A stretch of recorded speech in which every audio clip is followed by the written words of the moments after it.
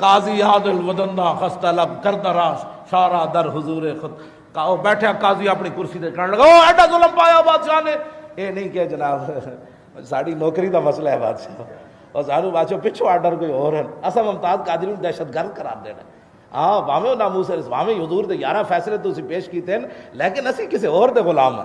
اسی حضور دے 11 فیصلے نہیں مان سکتے. لکھا سلام ہونا قاضی تیرے ہوتے کیوں جی رنگ شاز حیبت قرآن پرید پیش قاضی چوں خطا کارا رسید.